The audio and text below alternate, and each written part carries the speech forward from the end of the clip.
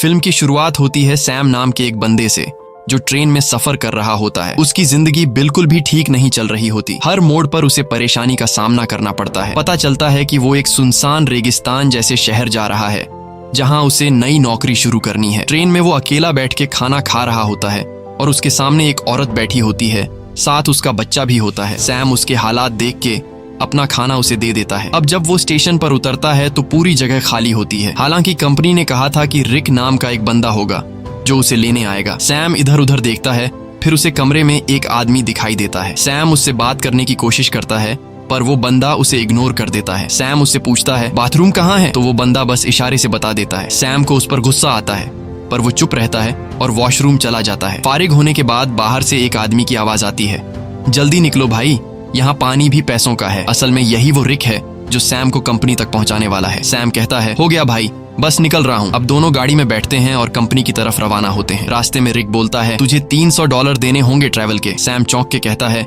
यार कंपनी ने तो कहा था $200। रिक गुस्से में कहता है अगर 300 दे सकता है तो ठीक, नहीं तो उतर जा। सैम सोचता है कि कोई दूसरा रास्ता तो है नहीं, तो वो मान जाता है। थोड़ी देर बाद गर्मी बहुत ज्यादा हो जाती है। सैम एसी ऑन करने की कोशिश करता है। रिक तुरंत गुस्से में कहता है हाथ मत लगाना एसी को वरना इंजन बैठ जाएगा। अचानक गाड़ी का टायर पंक्चर हो जाता है। रिक खुद कुछ नहीं करता और सैम से कहता है चल टायर तू बदल। सैम मजबूरी में टायर बदलने लगता है। इसी दौरान वो देखता है कि एक कुत्ता दूसरे कुत्ते को मार रहा होता है। ये देखकर सैम बहुत ज्यादा डर जाता है। रिक आता है और कहता है ओ भाई कांप क्यों रहा है, ये होता रहता है। फिर वो जख्मी कुत्ते को खुद मार देता है ताकि उसे और तकलीफ ना हो। सैम बड़ी मुश्किल से टायर बदलता है।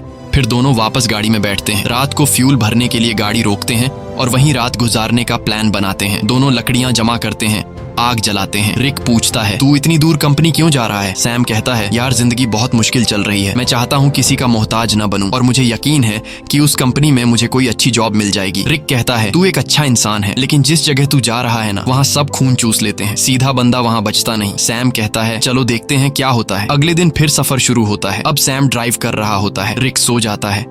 गर्मी ज्यादा होने की वजह से सैम चुपके से एसी ऑन कर देता है। थोड़ी देर बाद इंजन बैठ जाता है। रिक जाग जाता है और सैम पर गुस्सा हो जाता है। ओ भाई मैंने तुझे कहा था ना एसी को मत छेड़। वो गुस्से से गाड़ी से बाहर निकल जाता है। सैम भी उतरता है और रिक से माफी मांगता है।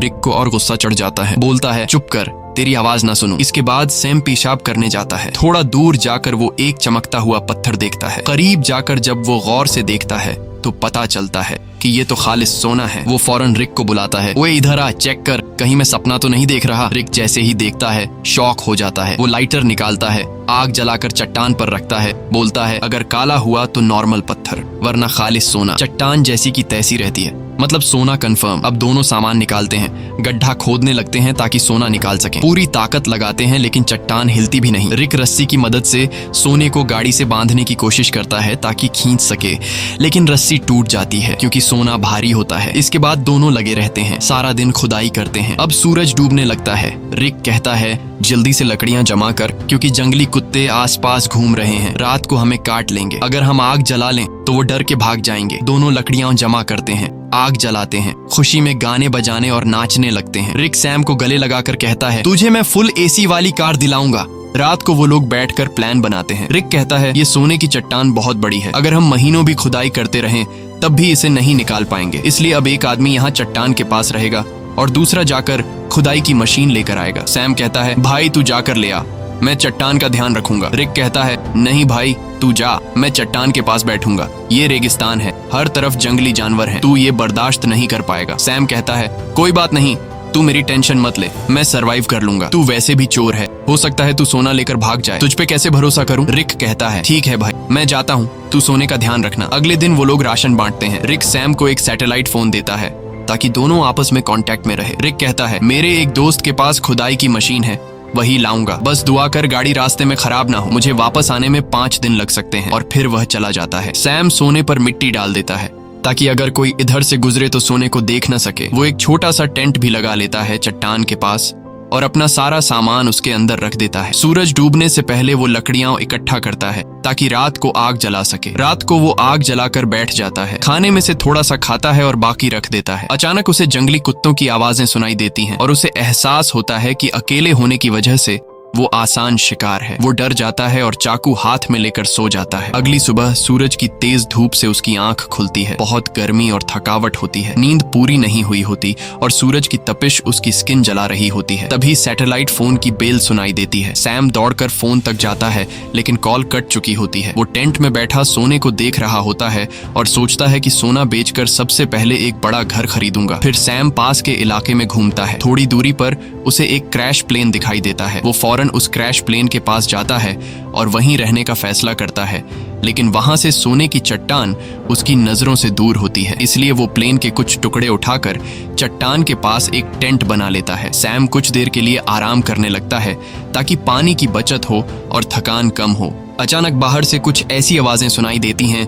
जैसे कोई सोने की चट्टान चोरी कर रहा हो। वो बाहर निकलता है लेकिन कुछ नहीं होता। चट्टान वैसे की वैसे होती है। वो चट्टान के पास बैठ जाता है। तभी उसे एक आइडिया आता है कि क्यों न चट्टान से एक सोने का टुकड़ा काट लिया जाए। सैम पत्थर उठाकर सोने को तोड़ने लगता है और वो सोने का एक बड़ा सा टुकड़ा तोड़ने में कामयाब हो जाता है और उस पर से मिट्टी साफ कर अपने पास रख लेता है। इसी दौरान रिक की कॉल आती है। सैम बोलता है, ओ भाई तू है कहाँ? सूरज ने मेरा हाल बुरा कर दिया है। रिक कहता है, यार इंजन खराब हो गया है, थोड़ा लेट हो जाऊंगा। सैम कहता है, जल्दी कर, प्यास से मर जाऊंगा। रिक कहता है, मुझे आने में थोड़े दिन और लगेंगे, और फोन काट देता है। रात को सैम आग के सामने बैठा होता है तो कुत्ते चारों तरफ से आवाजें निकालने लगते हैं। सैम को डर लगता है कि कहीं सब कुत्ते एक साथ हमला न कर दें। वो हाथ में जलती हुई लकड़ी पकड़ लेता है ताकि कुत्ते भाग जाएं। वो रात भर कुत्तों के डर से जागा रहता है। सुबह होती है। वो सोना चाहता है लेकिन सूरज ने उसकी खाल जला दी होती है। दर्द से वो सो नहीं पाता। वो पानी पीने जाता है लेकिन पानी भी बहुत कम बचा होता है। इतने में वो देखता है कि एक सांप उसकी तरफ आ रहा है। वो उसे मारने की कोशिश करता है ताकि खा सके, क्योंकि खाना भी लगभग खत्म हो चुका होता है। लेकिन सांप को मारते वक्त पानी की बोतल गिर जाती है और बस थोड़ा सा पानी बचता है। फिर वो दोबारा प्लेन वाले एरिया में जाता है। उम्मीद करता है कि शायद कुछ खाने पीने को मिल जाए। तभी वो देखता है कि दूर से एक इंसान आ रहा है। वो फौरन अंदर जाकर प्लेन में छुप जाता है, लेकिन वो इंसान प्लेन के पास आ जाता है और सैम को बाहर आने को कहता है। करीब आकर पता चलता है कि वो तो एक लड़की है जो उससे बात करना चाहती है, लेकिन सैम उससे बात करने को तैयार नहीं होता। लड़की पूछती है, तुम यहाँ बैठकर क्या कर रहे हो और यही जगह क्यों चुनी? सैम कुछ नहीं कहता, बस चुप रहता है। थोड़ी देर बाद सैम लड़की से कहता है कि वो इस प्लेन में रह सकती है और खुद वहां से चला जाता है। लड़की कहती है, तुम मुझसे कुछ छुपा रहे हो। वो सैम के पीछे पीछे चलने लगती है और उसके साथ कैंप तक पहुंच जाती है। वो बार बार सैम से पूछती है, तुम यहाँ कैसे पहुंचे? अब सैम घबरा जाता है। वो सोचता है, इससे पहले कि ये सोना देख ले, किसी तरह इसे यहाँ से भगा दूं। सैम लड़की से कहता है, क्यों आई हो मेरे पीछे? यहाँ तुम्हारी कोई जरूरत नहीं है, तुम्हें यहाँ से चले जाना चाहिए। लड़की कहती है, मैं तब तक नहीं जाऊंगी जब तक ये ना पता चल जाए कि तुम मुझे यहाँ से भगाने की कोशिश क्यों कर रहे हो। जरूर तुम मुझसे कोई राज छुपा रहे हो। उसी वक्त उसकी नजर सोने पर पड़ती है। वो कहती है, अच्छा तो ये बात है, पूरे सोने के मालिक बन बैठे हो, ये सारा खजाना अकेले ले जाओगे? अब मेरी बात सुन, मैं तब तक यहाँ से नहीं जाऊंगी जब तक इसमें से मुझे आधा हिस्सा नहीं मिलेगा। सैम को गुस्सा आ जाता है। वो डंडा उठाता है और सीधे उसके सिर पर मारता है। लड़की वहीं मर जाती है। सैम सदमे में आ जाता है। उसे यकीन नहीं होता कि उसने लालच में आकर किसी को मार डाला। फिर खुद को संभालता है, उसकी सारी कीमती चीजें उठाता है, एक गड्ढा खोदता है और उसकी लाश को दफन कर देता है। कुछ देर बाद वो देखता है कि एक कुत्ता आकर उस गड्ढे से लाश निकालने की कोशिश कर रहा है। सैम भाग कर आता है, कुत्ते को हटाता है, लाश बाहर निकालता है और आग लगा के बॉडी को जला देता है। अगले दिन उसकी आंख फोन की घंटी से खुलती है। सैम रिक से कहता है, ओ भाई तू कहाँ है? भूख से मेरी जान निकल रही है, अगर तू जल्दी नहीं आया तो मैं भूख और प्यास से मर जाऊंगा। रिक कहता है, सॉरी यार, मुझे पता है तू बहुत तकलीफ में है, मैं जल्दी आ रहा हूँ, बस ये जो खुदाई वाली मशीन है बहुत स्लो है, थोड़ा टाइम और लगेगा। सैम परेशान हो जाता है। भूख प्यास से उसकी हालत खराब है, ऊपर से डर कि कोई जंगली जानवर हमला न कर दे। कुछ देर बाद वो देखता है कि एक गाड़ी सड़क से जा रही है। वो सोचता है, क्यों ना सोने का एक टुकड़ा लेकर यहाँ से निकल जाऊं, लेकिन ज्यादा सोने की लालच ने उसे रोक लिया। वो चाहता तो सोने का एक टुकड़ा लेकर जा सकता था जिससे उसकी जिंदगी बदल सकती थी, लेकिन ज्यादा की चाह ने उसे यहीं रुकवा दिया। सैम शाम से पहले रात के लिए लकड़ियां इकट्ठा करता है, लेकिन अचानक एक बहुत तेज रेतीला तूफान आता है। वो टेंट की तरफ भागता है, लेकिन तूफान उसका टेंट उड़ा देता है। सैम जान बचाने के लिए इधर उधर भागता है, लेकिन तभी एक पेड़ उस पर गिर जाता है। तूफान रुकने के बाद सैम खुद को मिट्टी में दबा हुआ पाता है और एक लकड़ी का टुकड़ा उसके पेट के आर पार निकला होता है। पर सैम के मन में सोने की लालच इतनी भर चुकी थी कि वो पेट से लकड़ी निकालने के बजाय सीधे सोने की जगह की ओर जाता है। वो चारों तरफ सोने को ढूंढता है और आखिरकार एक टुकड़ा मिल ही जाता है। सैम खुशी से झूम उठता है। फिर वो अपने पेट से लकड़ी निकालता है और जख्म से बहुत खून निकलने लगता है। वो कपड़े का टुकड़ा लेकर जख्म बांधता है, लेकिन खून रुकता नहीं।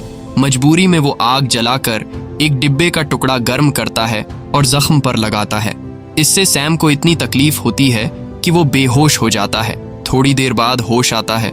उसे हर तरफ वही लड़की दिखती है जिसे उसने मारा था। अब उसका दिमाग घूमने लगता है। उसे समझ नहीं आता कि ये सच है या फिर वहम। तभी फोन बजता है। रिक कॉल करता है। सैम चिल्लाता है, यार वो लड़की हर तरफ दिख रही है। रिक बोलता है, कौन सी लड़की? देख, किसी को सोने के बारे में पता न चले। अगर किसी को पता चल भी गया हो तो उसे मार डाल। लेकिन सैम की हालत इतनी खराब होती है कि वो किसी को मार तो क्या, अपने पैरों पर खड़ा भी नहीं हो सकता। वो जमीन पर रेंग रहा होता है। जवाब देने की भी हिम्मत नहीं होती। अचानक वही लड़की सामने खड़ी नजर आती है, लेकिन इस बार उसके चेहरे पर कोई जख्म नहीं होते। वो सैम को पानी पिलाती है और मदद करने को कहती है, लेकिन सैम सोने की लालच में इतना अंधा हो गया था कि वो मदद लेने से भी इनकार कर देता है। सैम डरते हुए कहता है, मैंने तुम्हें मार डाला था, दूर रहो। वो बोलती है, बस इतना बता दो, क्या मेरी जुड़वां बहन यहाँ से गुजरी है? तब सैम को यकीन हो जाता है कि ये वहम नहीं है, बल्कि ये उसी लड़की की बहन है जिसे उसने मारा था। सैम कहता है, नहीं, मैंने कुछ नहीं देखा, बस तुम यहाँ से चली जाओ। जिसके बाद वो लड़की वहाँ से चली जाती है। कुछ देर बाद जंगली कुत्ते उसके पास आने लगते हैं और उसे चारों तरफ से घेर लेते हैं। वो तुरंत रिक को फोन करता है। वो रिक से पूछता है कि तुम कहाँ हो, जल्दी आओ नहीं तो ये कुत्ते मुझे मार डालेंगे। वो रोने लगता है। रिक से रिक्वेस्ट करता है कि प्लीज जल्दी आ जाओ, मैं मरने वाला हूँ। रिक कहता है, रुक जा, मैं बस पहुंचने वाला हूँ। तभी अचानक कुत्ते हमला कर देते हैं। एक एक करके सब उसे नोचने लगते हैं। यहाँ हम देखते हैं कि रिक सैम से दूर बैठकर दूरबीन से सब कुछ देख रहा होता है। असल में वो कई दिन पहले मशीन लेकर वहां पहुंच गया था और बस वो सैम के मरने का इंतजार कर रहा था ताकि वो अकेले सारा का सारा सोना ले जा सके। जिसके बाद रिक छिपकर खड़ा होता है। वो देखता है कि सैम को जंगली कुत्ते घसीट कर ले जा रहे हैं। तब भी सैम सोने की तरफ देख रहा होता है। जिसके बाद जंगली कुत्ते सैम को नोच नोच कर खा जाते हैं। रिक को जब पक्का यकीन हो जाता है कि सैम मर गया है, वो गाड़ी लेकर सोना उठाने आता है, लेकिन अचानक एक तीर आकर सीधे उसके सीने में लगता है और वो भी मर जाता है। ये तीर चलाने वाली कोई और नहीं बल्कि वही लड़की की जुड़वां बहन होती है।